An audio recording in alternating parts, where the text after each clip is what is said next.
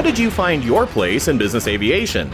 Today, 3 young professionals share their stories and how they're helping to bring more people into our industry.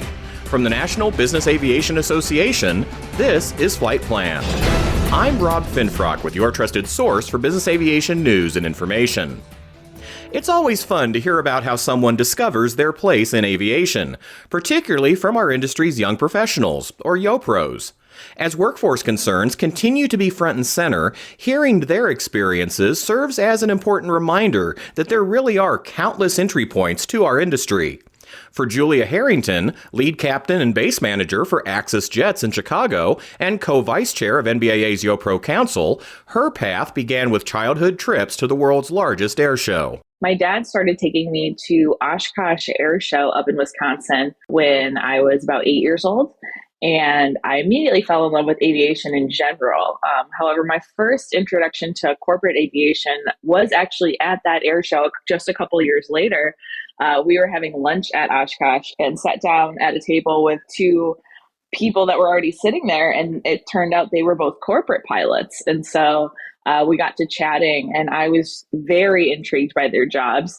Because I fell in love with aviation at an air show, I really loved the more general aviation side of things. And at that air show, saw all the business jets in addition to the air show airplanes and all of the other cool ones. And that always interested me far more than the airline side. So I think I was around 10 years old, and I was totally interested in the things that those pilots were doing and the planes they were flying. And I thought that that would be a way more interesting job to pursue than airline flying. So that was kind of my first exposure. And yeah, it was interesting because I didn't apply to college for aviation initially because I didn't want to be an airline pilot. And I was under the misconception that you could only pursue airline aviation with a degree in aviation. But I learned later that that was not true. YoPro Council member Kenny Mazingo, a market analyst for the Menti Group, persevered through growing up in the midst of conflict, relocating to a new country, and learning a new language. But that was all leading toward a fateful conversation that really opened the door for him to business aviation. I was born and raised in Angola, Africa. And my country was in civil war for more than 30 years. So it wasn't until literally in the early 2000s where you could see a plane in a ramp that was a military plane. And I remember my first time in an airplane was on a family trip with my father, my mother, and my sibling. And we hopped in a Boeing 737-200. And we flew from Angola to the country border in Angola called Namibia. It's a 2-hour flight. And of course, I was fighting my brother to sit in the window, right? He doesn't want to sit in the window. And I was the youngest, so my parents gave me the window seat. And as we took off from Angola International Airport and we went to the air, I was just sitting in that chair, looking at the window, seeing the wings and the flaps moving back and forth and the engine. I was in awe, because, it's not common to see an airplane back then in Angola. It's not common to go to the airport, and let alone it's not common for people to hop into airplanes. It's not what we did back then. And so that first flight from Angola to Namibia really opened my eye. How is it possible that a machine like this carrying people could fly? I mean, I was flying. My mind was blowing away as a kid. And then my time came when I graduated high school. I remember my father sitting down with me in the living room and then just asking me what you want to do as you grow up. And this was in Angola. So my parents never went to college. So for them, the ideal for every parent is to provide the best for their children. And I told them I want to be involved in business. And he goes, what type of business? I don't know. He said, okay, well, you're young, you have time. And I ended up coming to the school here in the US as an international student. I went to the University of Central Florida in Orlando. And one particular summer, as I was attending my classes, I was just sitting on campus in summer and reading the newspaper. As I read the paper, I came across this ad, and one-page ad about the biggest aviation conference coming to Orlando. I was like, what is this? Well, so I called the number in the ad. I called the number and ended up calling NBAA. And that was Kenny with broken English. I had to learn English coming to America. And I just said, my name is Kenny. I'm a student. And I want to know more about this conference coming to Orlando. And the gentleman at NBAA registration explained it to me. It's the biggest conference coming to Orlando, planes and companies. I said, wow, that's amazing. I want to come. He said, well, are you a member? I said, member? No, I'm not a member. He goes, well, then you need to register. I said, okay, yeah, go ahead, register me. And then he goes, like $200. I'm like, what? Like, I'm a student. I don't have $200. It's like, you know what? It's okay. I was just calling to get information. And then he goes, wait, you said you're a student, right? I said, yes. He goes, give me a few minutes. He put me on hold and he did this miracle. And then he came back. He said, Kenny, I have a free pass for a 3-day conference for you at NBAA in Orlando, and you are coming. I could not believe it. I was just so ecstatic, the fact that I was attending the conference. My third guest today is Brett Melcher, who's also a member of NBAA's YoPro Council and is an AMT for Encompass Health. I grew up in southern part of Michigan near Ann Arbor, just a small farm town, and my dad's a carpenter. He's owned his own carpentry business for several years, and my uncle, they build homes. They got in contact with a few corporate pilots that were in the Jackson, Michigan area, and they lived on a private dirt airstrip. One of the pilots wanted a new home built, and so my dad built the house, and that summer they actually invited us to come back out for a fly-in. So a lot of their pilot buddies would fly in, and they'd have a big lunch, and then they'd take people flying. So I got to experience a little bit of the high life there, just getting to fly up in like a little 172 or Piper Cub. That was my first experience flying. I remember being scared at first, like, you know, how high are we going to go in the air? But I was excited. I always loved that feeling of just kind of the uncertainty and the adrenaline rush that you get from it. So I took a few flights that day. They let me take the controls a few times. So I got to experience flight. And who does that not affect when you get the chance to be at the helm of an airplane? I loved it. And I thought it was so much fun. We got asked back for a couple of those over the years, and every time I looked forward to it. And so that was my first introduction to aviation. But even then, I had no idea what business aviation was like or what really to expect. Throughout my high school career, that's what kind of drew out my career path from there was just experiencing something that simple and fun. Coming up, more about my guests' experiences in the industry and how they're paying those opportunities forward today. But first, a quick message from NBAA. NBAA Flight Plan listeners, your podcast is ready everywhere. You can download it from iTunes, ask your smart speaker to give you a listen, or hear it in any car with Apple's CarPlay. NBAA Flight Plan, available anytime, anywhere. We're back now with Kenny Mazingo, Julia Harrington, and Brett Melcher, 3 business aviation YoPros sharing their stories of how they discovered their careers in the industry. Brett, we left off with you knowing, even as a high school student, that you wanted to be around airplanes. What steered you toward business aviation in particular? I went to school at a small tech school in Michigan over at the Willow Run Airport. You know, going through that, I knew I wanted to work with my hands, so I knew that the maintenance field kind of just right for me. But there was really no mention of corporate aviation. It was all airlines. And that's kind of what the expectation was when you graduated and got your A&P certificate was, you know, the airlines are going to come calling. But at the same time, you know, I kind of had a struggle then. I graduated in 2010, got my A&P, and as we all know, that the industry wasn't doing that great at that time, especially for somebody coming right out of school. So I ended up finding a job in South Alabama at Fort Rucker, working as a civilian contractor for the military. Met my wife while I was down there, and she's from the Birmingham area, and I moved close to mom and dad. So we moved up here to Birmingham, and I ended up actually having to get out of aviation as a whole because there wasn't a whole lot of work in the industry in this area. So I was able to learn a lot about just mechanics in general. I didn't grow up working on cars and everything. I'd take my bike apart every once in a while, but but it didn't come naturally to me. So I got a chance to really get in depth with a lot of other equipment. And I got connected with a guy through a softball team that worked at Constant Aviation in Birmingham. And he knew I was looking for a job, and he got me an interview, and I ended up with the job. Worked with Constant for a year, worked for another MRO on the field in Birmingham, and then I ended up helping manage an airplane for an individual that was leasing space from the Encompass Health Flight Department. And I got in contact with the director of maintenance after working a few pre and post flights for that airplane, and they just happened to be hiring, and I got lucky and found my way to Encompass Health. Greatest transition ever. I mean, it was effortless to be part of a team. You know, I played sports all through high school, so to be part of a team, it felt really good to have that camaraderie with a small group of people. I love it. That's awesome. Julie, tell us about your path from being immersed in aviation as a child at Oshkosh to working today as a business aviation pilot.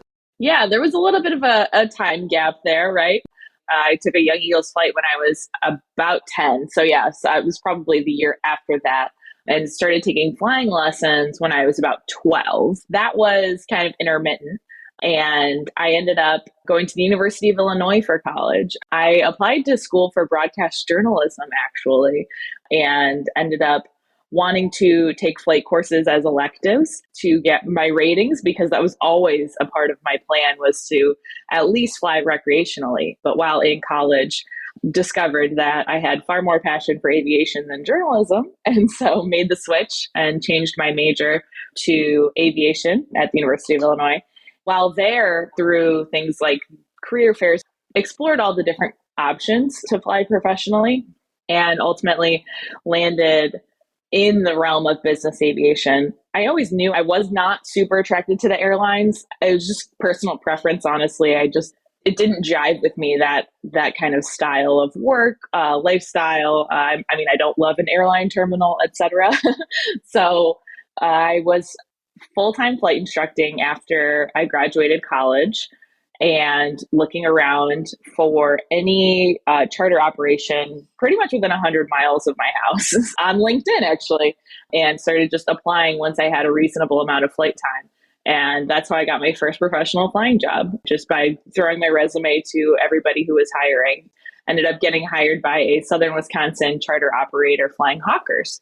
It's one of those things where once you get your foot in the door and get that first flying job that was a charter job, but in this realm, the rest comes a little bit easier. So I think that first job is the toughest. But then I think there's this misconception that these jobs are impossible to get or very elusive. And I have not necessarily found that to be the case, which was a delightful surprise. Indeed. So, Kenny, you've made it to an NBAA convention. You're surrounded by thousands of people working in business aviation. You're talking with them, exploring the possibilities, and even sitting in business aircraft on display, picturing yourself one day traveling on your own business jet. It all had to seem pretty overwhelming, right? It was very scary in the beginning, right? As a student, not having connections to apply for a job like this, or even ask someone, how can you get involved with buying some airplanes? It was very scary, but I just start connecting, like Julia mentioned, just start applying and meeting people and just picking their brains and really develop relationships that it would allow me, number one, to be confident that, yes, it's possible for me to be involved in this side of the business. And number two, the job is there. Sometimes just takes applying and you get denied, which is part of the process. And this is how I ended up at Mente Group. But from 2014 to where we are today, same thing with Julia and Brett went through. I mean, there's a lot of jobs they apply and be 50, 60, and you only hear from 3 or 2. But that's okay, because you're learning the process. And I believe that everything happens for a reason. The ones that you applied and you didn't get accepted, happened for a reason, because every decision that we made ended up bringing us where we are today. So this is how I figured that buying us airplanes or being involved in helping clients find airplanes, something that I wanted to do just by starting to dream that I want to own one. And at the same time, you're also learning English and finding your place in the United States. What challenges did you encounter as you set about realizing your goals? When I came to America, not many people knew about Angola. Not many people knew where Angola was even located on the map, which is fine. So that was some of the personal challenges that I had to overcome, but with the help of a great community and great mentors, I was able to overcome. And also professionally, right? Graduating UCF with a degree in business, just general business, and coming to the industry and wanting to be involved with aircraft sales, I always thought that you have to come from Embry-Riddle, or you have to have this perfect record. It's like, graduating from Ivy League school and then going to the finance, going to the Wall Street. So I honestly felt like it was not possible for me to be involved in this side of the industry, but the devil's a lie, and here I am. But the challenges are there. I think all of us will go through them. I'm pretty sure Julia and Brett, they had their share of challenges that they were able to overcome. But I think I would see those challenges as opportunities to become better. Whenever I would meet someone and I was using the wrong grammar, or whenever I would write an email and it was the wrong grammar. I mean, just learning curves for me. I mean, I learned to trust the process, not so much the destination, but to trust the process and enjoy the moment where you are. And this is what I have been able to do and accomplish. I still have challenges. I think all of us still have personal and professional challenges. I mean, just have to trust the process and just be patient, and challenges are there, but they're there to be overcome. Brett, what hurdles did you encounter as you established your place in business aviation? I didn't really know or expect where my career would go when I started off into it. I had the mentality and the attitude that I was just going to take every experience and soak it in and use that to build my resume down the road. And when I would go to those summer fly-ins, you'd look at all these pilots and you think, well, they spend hours and hours flying, and these mechanics, they study these, all the manuals, and it is kind of daunting when you see professionals doing the job, what it takes. And it can be disheartening to see where you stand versus where they are. We live in a world where we constantly compare ourselves to others. That can be very discouraging, but at the same time, if you have the right attitude and you look at it as, every experience is another notch in my belt, then you're going to do great. And if you can show an employer, one day that those experiences matter and that they shape you and that they build your character and they build your expertise and your knowledge base, then those employers and your colleagues are going to see that you're very capable. And I think attitude is everything. The challenges that I faced have been things like not enough time in aviation.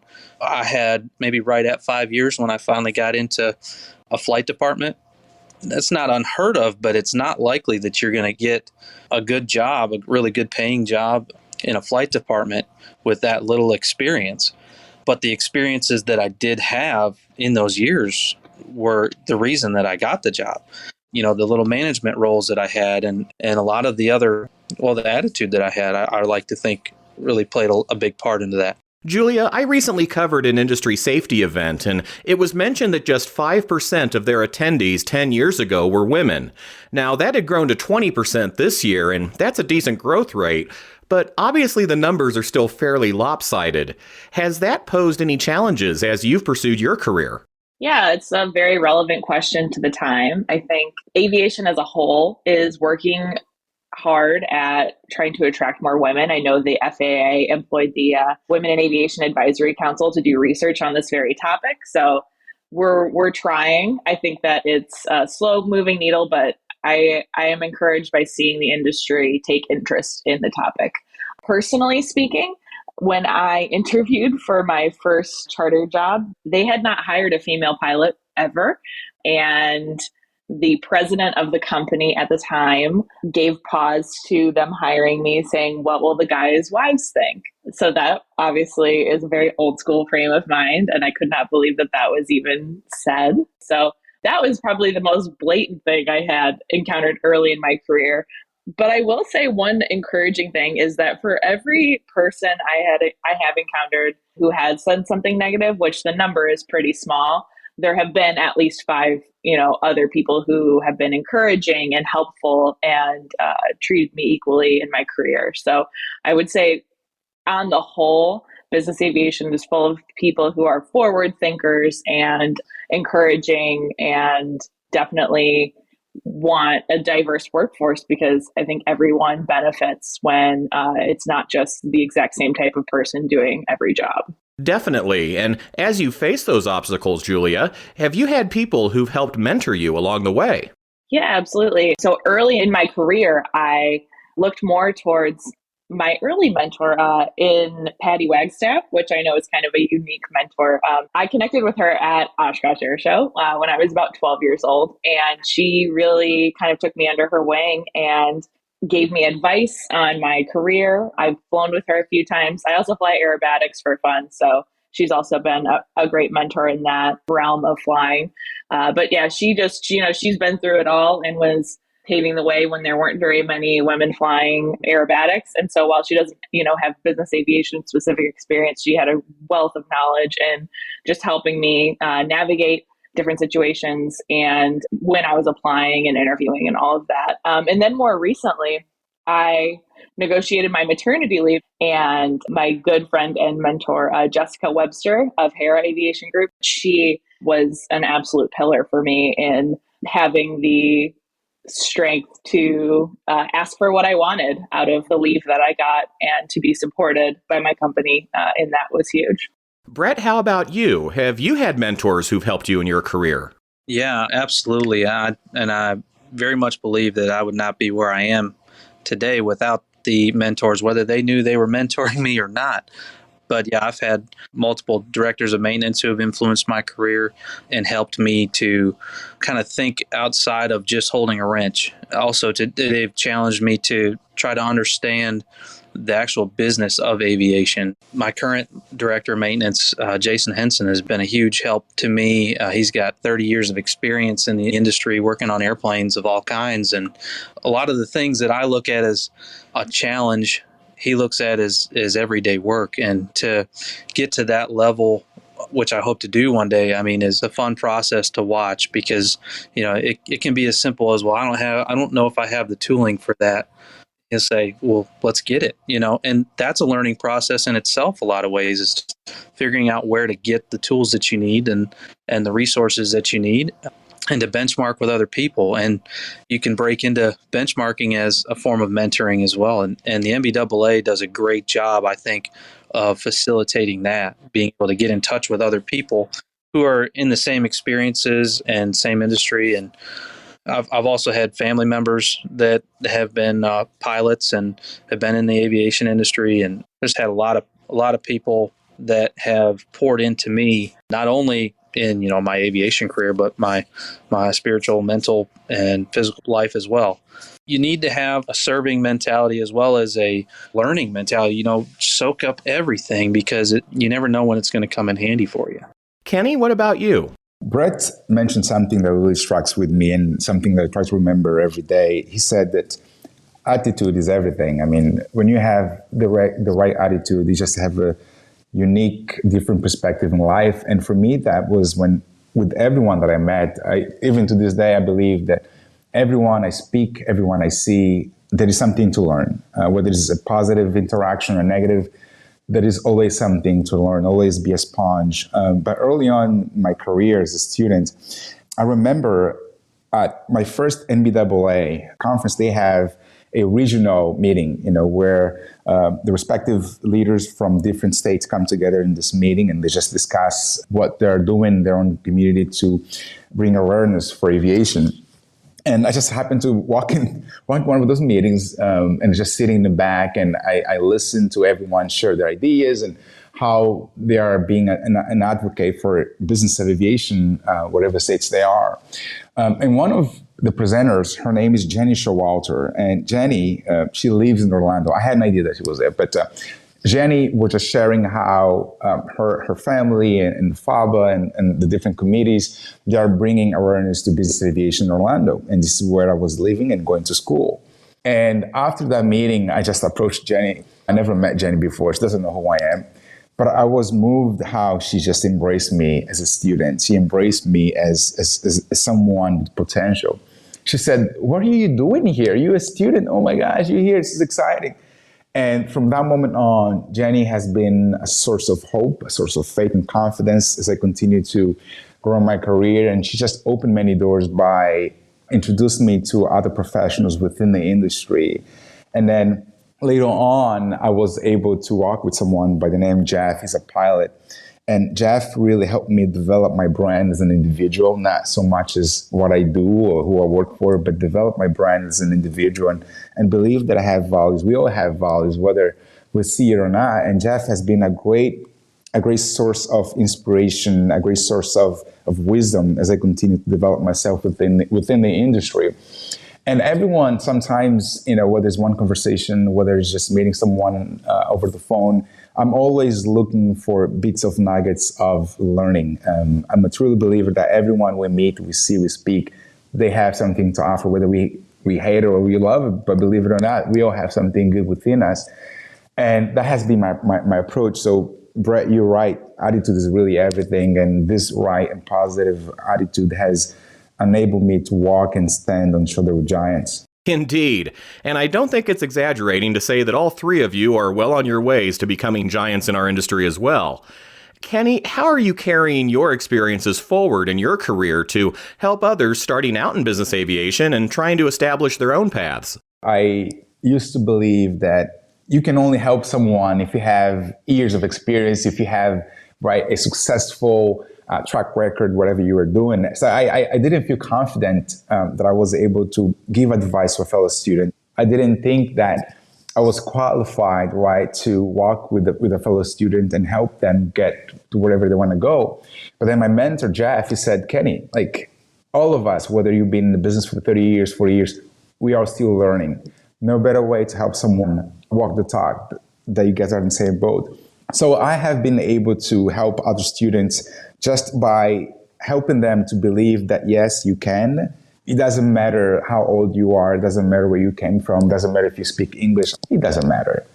Going back to Brett, attitude is everything. And by sharing my story, by allowing them to see the opportunities that our industry provides and helping them to be connected with NBAA, now with NBAA Yo Pro Go. I mean, there's so many opportunities. Like Julia mentioned, the first job and just looking for ways to get involved. It's very hard. It's scary.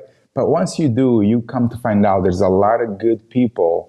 There's a lot of opportunities. There's so many resources within our industry. And believe it or not, people are willing to help. But that was something that I was shocked. I was like, wow, people actually want to see me succeed without charging me anything, right?